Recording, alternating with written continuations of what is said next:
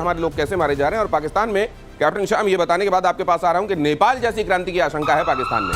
शहबाज और असीम मुनीर की गद्दी पर संकट है। पाकिस्तान में नेपाल की खबरों को दिखाने पर रोक है। शहबाज और मुनीर के खिलाफ बढ़ा जन आक्रोश। नेपाल में जो कुछ हुआ, और आपको मालूम है कि इस तरीके से जब भी कभी जन उभार होता है उसके बाद इसका एक पैटर्न सा देखने को मिलता है। उन तमाम जगहों पर जहां हुक्मरानों से परेशान लोग रह रहे होते हैं वो सोचते हैं कि यही मौका है शायद, और हमको भी ऐसा करना चाहिए। और इस बात से बहुत ज्यादा घबराए हुए हैं असीम मुनीर और उनके प्यादे। उनको ये लग रहा है कि यहाँ भी ऐसा हो जाएगा क्या? नेपाल जैसा होता हुआ कुछ वहां दिखाई दे रहा है क्या आपको कैप्टन श्याम? और अगर ऐसा है तो अब हम बाढ़ के पैसे खाए जा रहे हैं और किस बात का इंतजार है उनको?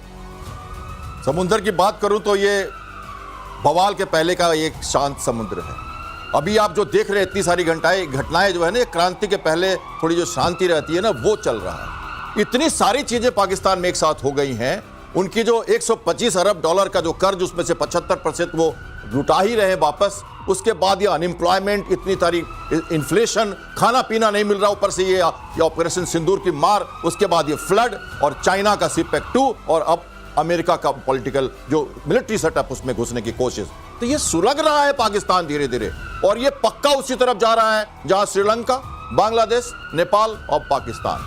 तो ये हमारे लिए बहुत मुश्किल की बात है और हमें पैनी नजर रखनी है इसके ऊपर, क्योंकि हम यहां बीच में हैं बड़े ब्रदर के रोल में। तो लेसन फॉर नेशन है कि इन घटनाओं के ऊपर पैनी नजर रखनी है और हमें सुरक्षित अपने को रखते हुए लीवरेज रखना है, क्योंकि पाकिस्तान कभी भी डोल सकता है। उन्होंने बहुत सारे चीजों में एक साथ हाथ डाल दिया। मुझे ये समझ में नहीं आ रहा है कमोडोर बहल की ये असल में इमरान खान और उनके सपोर्टर्स के लिए बड़ा माकूल वक्त था। क्या वो इसको कैपिटलाइज नहीं कर पा रहे हैं? बिल्कुल नहीं कर पाए। अगस्त 5 को आपने सुना था इतनी बड़ी वो क्रांति होने वाली थी, क्या हुआ? फुस हो गया ना। दिवाली का एक पटाखा जो ऊपर जाके एकदम फुस हो जाता, उस तरीके से वो क्यों नहीं सपोर्ट हो रहा? क्योंकि उनके सारे लीडर्स के ऊपर इतने केसेस बनाए गए और 136 के करीब को तो 10 साल की सजा भी दे दी गई। और ये जो सजाएं दी गई हैं और एक कहर का माहौल बना दिया है, यही प्रॉब्लम आती है। जैसे नेपाल में जो हुआ, वहां तो यूथ अनरेस्ट और यूथ ने जो जेन जी है उसने निकाल के फेंका ओली को बाहर। लेकिन यहाँ पे प्रॉब्लम थोड़ी कॉम्प्लेक्स है। यहाँ पे आर्मी कंट्रोल करती है, जो उनके पॉलिटिकल लीडर्स हैं वो तो कठपुतलियां हैं। इस वजह से ये प्रॉब्लम कॉम्प्लेक्स है यहाँ पे।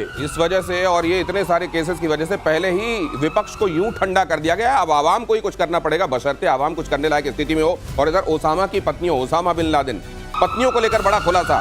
पाकिस्तान अधिकारियों के कब्जे में रही ओसामा की पत्नियां। पाकिस्तान के राष्ट्रपति आसिफ अली जरदारी के पूर्व सहयोगी बाबर की किताब में दावा। एबटाबाद छावनी में CIA ने ओसामा की पत्नियों से पूछताछ की थी।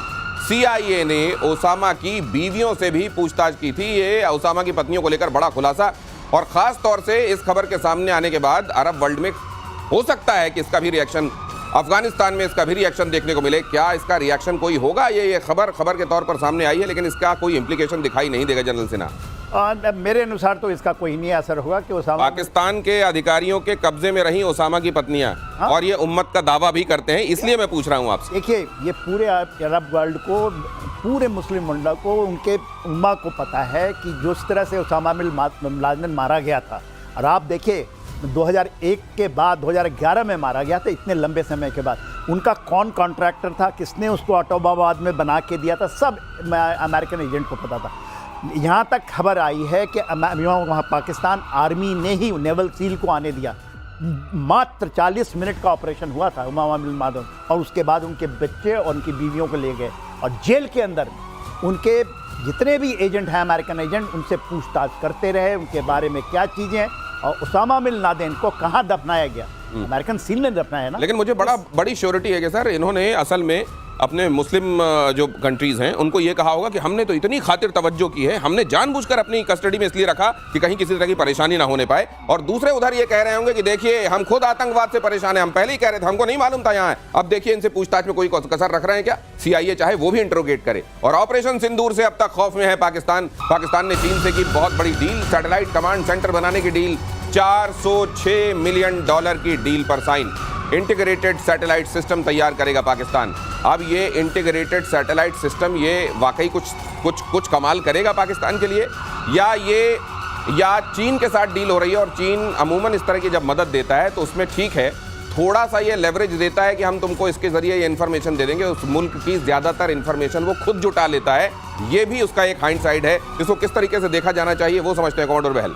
बिल्कुल सही कह रहे हैं आप। Space and upper atmosphere research commission है पाकिस्तान की स्पेस एजेंसी, जिसको हमेशा से चीन मदद करता है, चाहे उनकी पाक सैट 1R है या फिर जो भी लेटेस्ट उनकी जो सैटेलाइट उड़ रही है उसको भी चीन ने ही उनको बना के दिया है। तो कहीं ना कहीं चीन का हाथ हमेशा से इंटेलिजेंस गैदरिंग में इनके साथ रहा है, और जो भारत का ऑप सिंदूर भी हुआ था उसमें उन्होंने बहुत मदद की थी। लेकिन ये वाला जो कमांड एंड कंट्रोल सिस्टम है, इसके अंदर आर्टिफिशियल इंटेलिजेंस का इस्तेमाल करते हुए डेटा फ्यूजन की जाएगी, ताकि एक 2 फ्रंट वॉर के अंदर वो डेटा को शेयर किया जा सके। सर, लेकिन अभी दूसरी बात यह है कि फ्रेंच कंपनी, एक बीते दिनों ये खबर आई थी, थेल्स के बारे में खबर आई थी कि वो भी यहाँ पर कोलैबोरेट करने वाली है, चाइना मदद करने वाला है। तो ये तो पाकिस्तान के लिए ये इस समय ये खबरें बड़ी अच्छी आ रही हैं ये कैप्टन श्याम।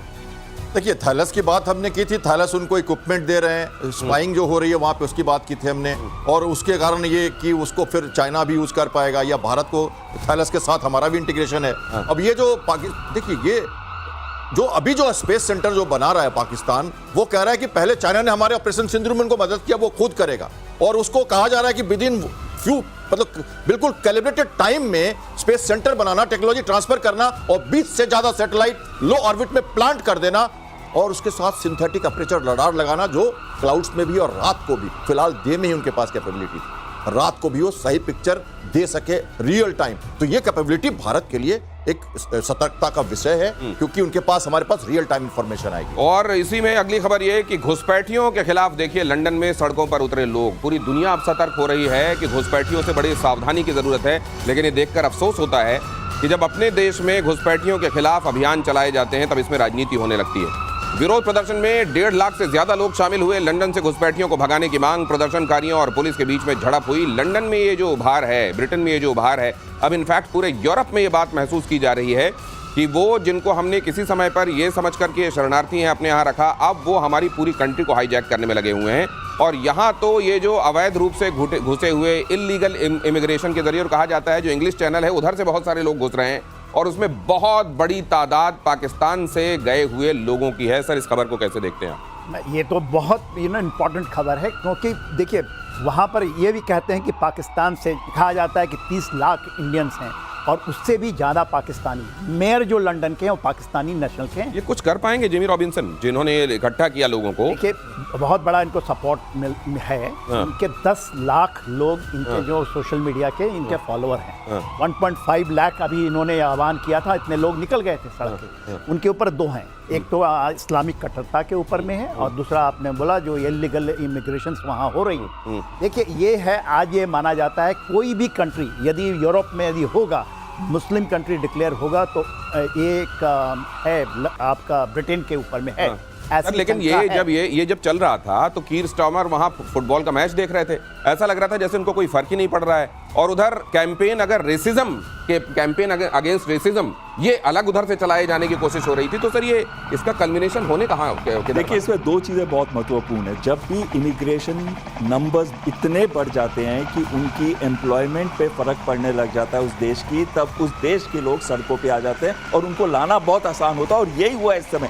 1.1 मिलियन लोग, पिछले जो सेंसस हुआ था 2024 का, उसमें इमिग्रेशन पॉपुलेशन 1 साल के अंदर 1.1 मिलियन आई थी, और उसमें सबसे ज़्यादा थे ब्लैक एंड ब्राउन। और एक बड़ी इंपॉर्टेंट चीज़ है जो बता रहे थे हमारे जनरल साहब भी, कि जो 4.9% की पहले मुस्लिम पॉपुलेशन हुई, कुछ सालों के अंदर 6.5% तक पहुंच चुकी है। यानी कि बहुत महत्वपूर्ण एक रोल प्ले कर रहे हैं वो उनकी पॉलिटिक्स में, इकोनॉमिक्स में और जियोपॉलिटिकल एनवायरनमेंट के अंदर। लेकिन जो और भी इंपॉर्टेंट चीज़ आती है, जो एलॉन मस्क कह रहे थे कि violence is coming, change the government, और ये सारी बातें कर रहे थे, उससे उस देश के अंदर